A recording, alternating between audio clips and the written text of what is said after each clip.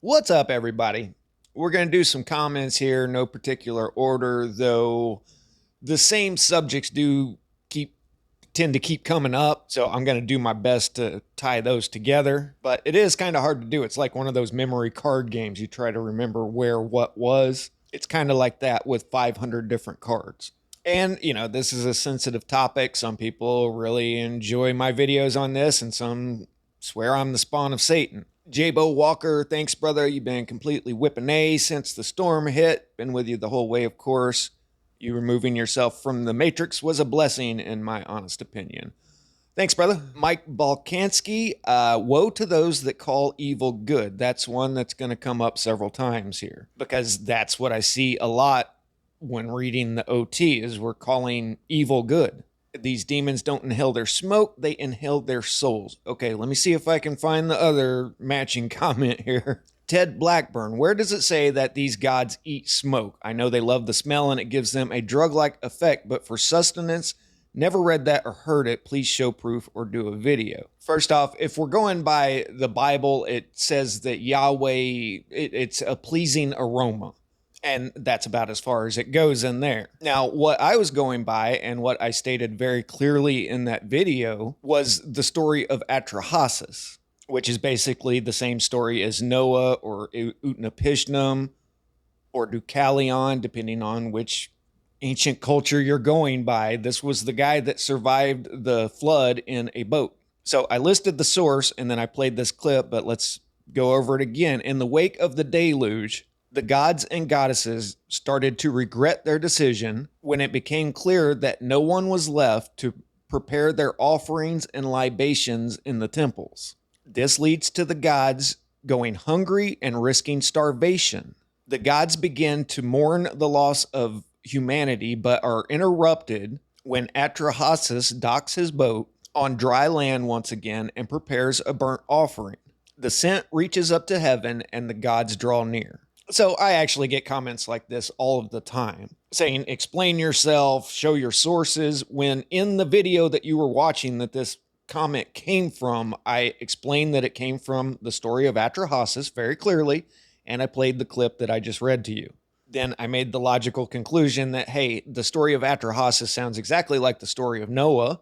First thing Noah did when he got off the boat was make an altar and make a burnt offering. The whole reason Yahweh wanted the Hebrews to go off into the desert was so that they could make burnt offerings. So when you look at the big picture of things and you take into account the Sumerian text, it sounds like the gods needed food. And it just makes sense to me that they are getting their sustenance through the smoke. So am I stating this as 100% fact that requires proof? No, I'm stating this as logical conjecture based on the aggregated info. 6 Max. FYI, HC means burnt offering. Yes, it does. Here's the deal. Greys with money, and we're down with the Lyonese movement, worked in tandem with the Deutschlanders to move everyone down to where they're at now.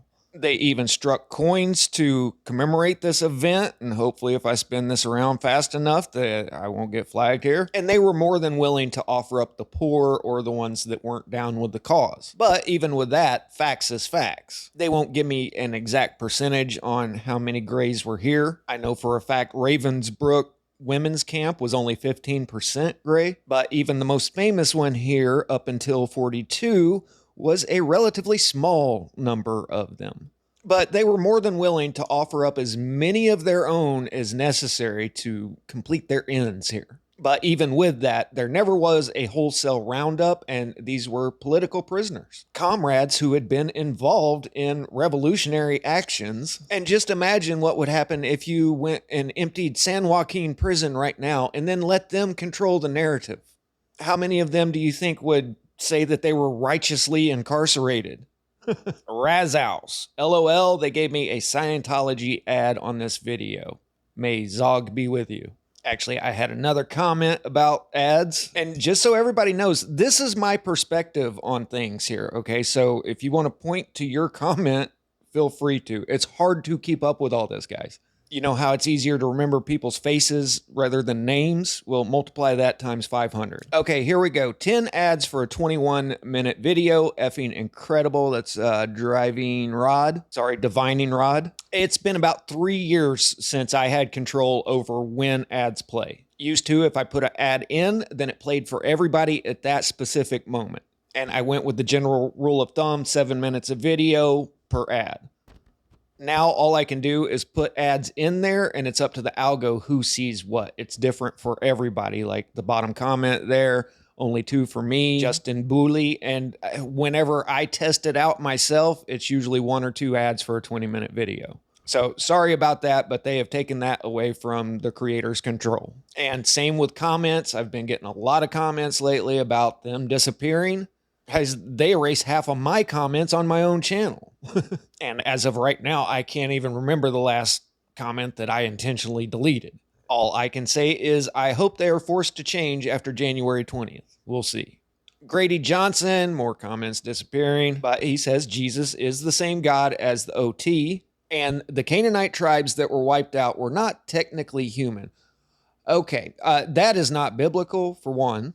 There's been all kinds of speculation in the last 10 years due to our advances in genetic technologies, but that is their point of view on things. Right now, their neighbors with a P and a Stein, that's exactly what they're claiming right now, is that they're not human. They don't deserve the same as the tribe. There is zero writing here that God demands human sac to himself. First off, I never claimed that that was a fact. What I did say was I know what happens when you give the sheep to the Levites that handle the temple. They do burnt offerings. I know what they do with the cattle that they give the Levites. They do burnt offerings. Now, donkeys are a special animal. You know, you can get a lot done with a donkey. So there is a caveat in there that you can redeem a newborn donkey for a lamb, burn a lamb in place of the donkey. And then there was Yahweh's share of the virgins, which amounted to 32 virgins that were given to the Levites for Yahweh. So what did they do with the virgins? Well, exactly what I said is they don't specify, but I know what they do with the other animals. So this is an incredibly suspicious situation. So how about instead of putting words in my mouth saying that I said specifically that God demands human sac, when what I said was, what happened to the 32 virgins? Why don't you answer that for me? And then I pointed out the strangeness of Exodus 13. Consecrate to me every firstborn male, the first offspring of every womb among the Yeezys belongs to me, whether human or animal. And then you jump down to 12, you are to give over to the Lord the first offspring of every womb. All the firstborn males of your livestock belong to the Lord. What does that mean for the livestock to belong to the Lord? It means the Levites are going to barbecue them. But then I said that there's one caveat in there that you can redeem a lamb for a firstborn donkey because donkeys are important. But if you don't give Yahweh a lamb in place of the donkey, you're to break its neck. Redeem also firstborn among your sons. And then I pointed out that the Orthodox still practice a ceremony, the Paden Haben, where you have to redeem your firstborn son by giving a Kohen, a priest, 5 silver coins. Well, what if you don't have the 5 silver coins? Okay, let's go back a little. What if you don't redeem a lamb for your donkey? You have to break the donkey's neck. So when doing a comparative reduction here, it doesn't sound good for the firstborn son if you don't have your 5 pieces of silver. But once again, I never specifically said that you had to offer up any humans to God. It's just an incredibly strange situation here, coming from a people that are known for doing some pretty shady things in the past. So how many of these traditions have been mixed and matched together to make up the OT? You know, there never was a Star of David, right? There was a Star of Remphan, Saturn. Yet this symbol has become the symbol of an entire nation nowadays. And I've got a similar comment from Hyperbolol. This is a perfect example of how biblical ignorance and just reading a few chapters of the Bible here and there can really confuse those who don't spend the time studying. not just reading the Bible in the exact way God has instructed us to. First off, that's cute. I grew up with the Bible. I'll have a little more on that with another comment in a minute. And I have the luxury of usually working by myself remodeling houses. So that means I spend 8 hours a day listening to lectures. And guess what? I have listened to thousands and thousands of hours of biblical lectures and sermons. I don't sit here and quote Bible verses to try to sound smart, because memorizing Bible verses does not denote any type of intelligence. But I can't tell you how many times I've got this comment that, oh, you just don't know the Bible well enough. No, I know it really well. I probably know it better than you. And sorry, but I laugh when people are quoting the prophecies of Isaiah about the destruction and coming of the temple when all these things have already happened. And what Christianity has become is preachers picking this verse and putting it with that verse and saying, see, God knew the whole time that 1,000 years later, this other guy was going to say this verse.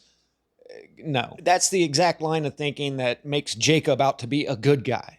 As for the burnt offerings, God said, the thought never even crossed his mind. God never even considered burning his children, even for an instant. Okay, so you're taking the approach that God is love and would never hurt his children here. Well, I'll let Library of Gnosis give the first part of this answer. Yahweh instructed David specifically to go and number the men of the tribe, the fighting men, to do a census, which was a sin. You're not supposed to count everybody. And in the book of Samuel, it expressly says that Yahweh put it in his heart to go do that. Then in the New Testament, in Chronicles, it says, Satan rose up against Yeezy and incited David to take a census. And then uses the exact same quote, go from Beersheba to Dan. Report back to me so that I know how many there are. The author of Chronicles called it Satan doing that, where the book of Samuel said it was Yahweh. Now, what was the end result of this? I'm not going to go through the whole story, but God gave David 3 choices: 7 years of famine, 3 months of allowing your enemies to attack you, or 3 days of pestilence. And David chose the least amount of time. So in Yahweh's divine wrath, he offed 70,000 men in 3 days of his own tribe. But of course they deserved it, right? But there it is, 70,000 of his own gone. So tell me again how God would never even consider harming his own children. Not even for an instant. Now, as to people that aren't part of the tribe, he has no problem sending an angel out to off 185,000 in one night. When Saul failed to off every living thing, then Yahweh sent an evil spirit to torment him. When scouts went out and spent 40 days scouting the land of Canaan and found out it was full of giants and they were scared and they told everybody else in the tribe, well, he struck the scouts down with a pestilence on the spot. And since the rest of the tribe murmured against him, he decreed that the whole tribe would wander the wilderness for 40 years, 1 year for every day the scouts spent out, and that everyone over 20 years would perish in the wilderness and their bones would fill the wilderness. I've already covered this 3 times recently. I'm not looking it up again, and I've had somebody already try to correct me on it. That's what it says. When Moses led them out of Egypt and they got out in the desert and said, why'd you lead us out here to just starve in the desert? We were better off in Egypt. Well, Yahweh was angry that they dared to murmur against him, so he sent poisonous snakes to attack them. Finally, Moses has to beg for mercy because everybody was perishing from these snake bites, and Yahweh says, well, okay, put a bronze serpent on a staff, and whenever a snake bites you, yeah, it's still going to hurt, but you can look at the bronze snake and you won't perish. So look, the teaching of Jesus is a teaching of mercy and forgiveness. And then people do everything they can to apply those principles to Yahweh of the Old Testament, and it just doesn't work. So you're sitting here telling me that Yahweh never even considered hurting his children when I just listed 3 instances that he did this en masse to thousands of people just indiscriminately of his own tribe. And then I listed 1 instance of 185,000 Assyrians because that's somebody else and not his children, apparently. Sorry, but the true father is the father of all, not just his little chosen pack. And what churchianity has done is taking the teachings of Jesus and applied that to the Old Testament and acted like it's all the same thing and we're all cool. I don't see it that way.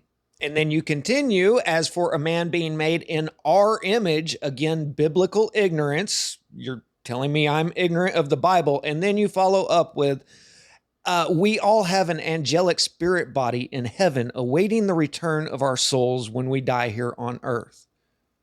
Really? You're going to have to point that one out to me. Now, I agree with what you're saying here 100%, that our souls are immortal. We've been here since the beginning, always will be here. But none of what you're saying here is biblical, and certainly isn't Old Testament, because there's nothing in the Old Testament that deals with the afterlife or spiritual anything. Hell, there's not even a decent morality lesson in the Torah. It is just obey unconditionally. I'll follow that up with Brindle Breyer here. Last night, I randomly read Revelation and the Gospel of John, and in both texts, I found indications that there were multiple gods. Yeah, the Old Testament lists quite a few of them, like Elijah lists a couple of gods in charge of other towns, and that's the way this was, is each god was in charge of each city, but then they all left.